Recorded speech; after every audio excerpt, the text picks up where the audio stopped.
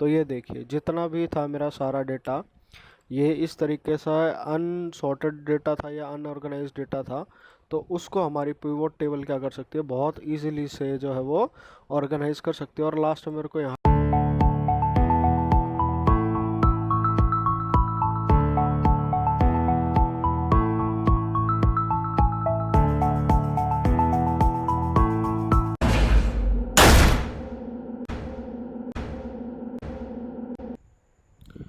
Hello everyone, computer गुरु हम में आपका स्वागत है।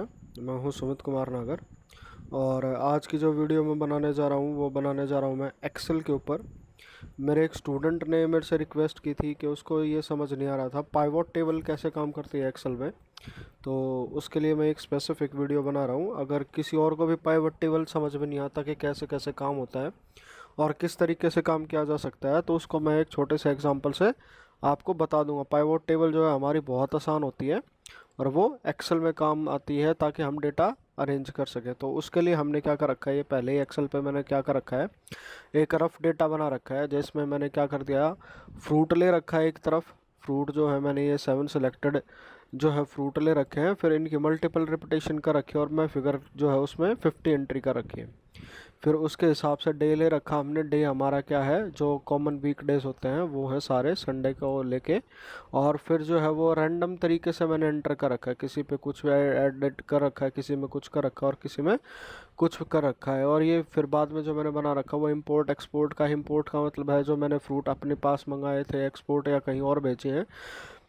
और ये रैंडम जो है मैंने प्राइस ले रखे। तो ये सारा डेटा है, ये आप कैसे भी डेटा बना लिए, कोई सा भी डेटा बना लीजिए, इससे कोई मैटर नहीं करेगा। जो हमें मेन सीखना है वो ये सीखना है कि पाइवोट टेबल बनती कैसे है और उसको हम अपने प्रोजेक्ट में या किसी भी काम में कर सकते हैं, तो उसको यूज़ कैसे कर सकते हैं। तो उसके लिए सबसे पहले आपको डेटा चाहिए। आपकी मन मर्जी, आप चाहे वो थोड़ा डेटा लेना चाहे या बड़ा डेटा लेना चाहे, आप जैसे चाहें उसको कर सकते हैं। तो अगर मेरे को पाइवोट टेबल पे करना होता है तो पाइवोट टेबल कहाँ मिलते हैं, इंसर्ट में मिलती है सबसे पहले। तो इंसर्ट में हम गए पाइवोट टेबल पे। यहाँ पे मैं क्या कर सकता हूँ, एक पाइवोट टेबल बना देता हूँ। इसके लिए यहाँ पे क्लिक करके मेरे को क्या करना होता है, अपना एरिया सेलेक्ट करना होता है जहाँ से मैं अपनी टेबल सेलेक्ट करूँगा। तो ऊपर वाले कॉलम से लेके मैंने नीचे तक के कॉलम जो है ये सेलेक्ट कर दिया और इसको वापस कॉलम पे किया। फिर उसके पास हमारे पास दो ऑप्शन आते हैं। अगर मेरे पास कोई और फाइल पड़ी हुई है, कहीं और से डेटा लेना है, तो मैं ऐसे एक्सटर्नल सोर्स यहाँ से ले सकता हूँ।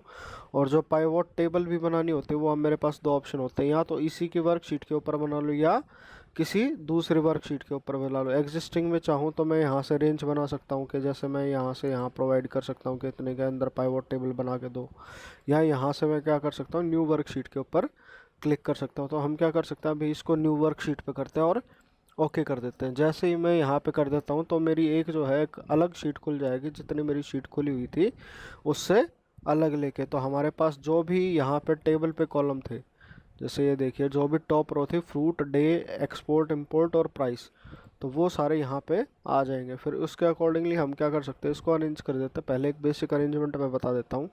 जैसे रिपोर्ट फिल्टर में रखा मैंने इसको, कॉलम में ले लिया मैंने फ्रूट्स को, या रो लेवल में ले लेते हैं इसको फ्रूट्स को, और डे को लिख लिया मैंने कॉलम में और वैल्यूज़ को लिख दिया मैंने प्राइस में।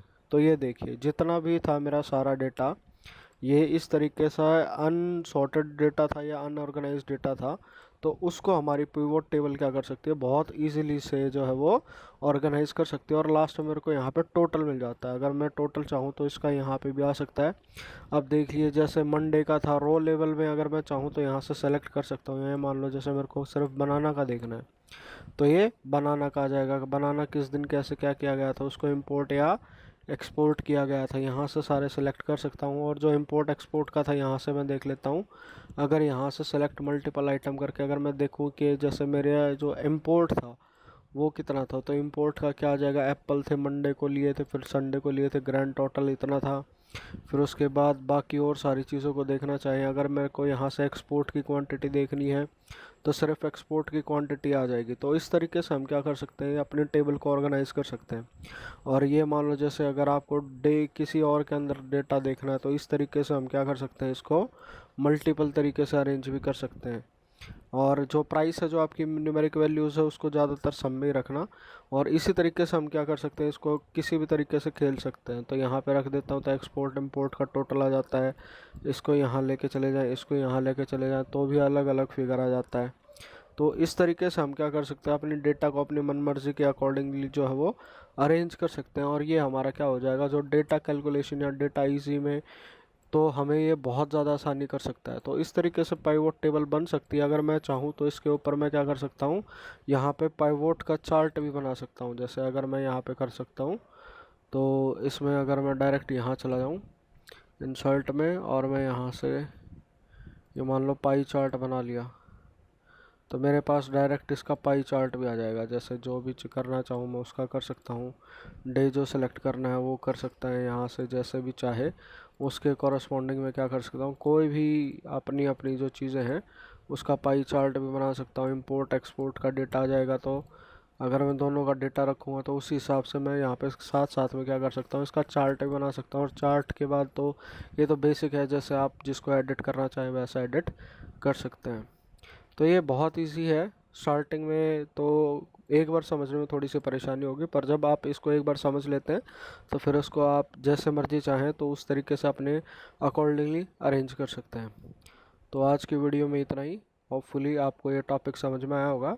अगर आपको इससे रिलेटेड कोई भी डाउट या कोई भी क्वेरीज है तो उसको आप कमेंट सेक्शन में बता सकते हैं कि कैसे काम हो सकता है। तो आज की वीडियो में इतना ही। Thank you all, thank you for watching. अगर आपको अच्छी वीडियो लगे तो please do subscribe, share and like this video. Thank you all.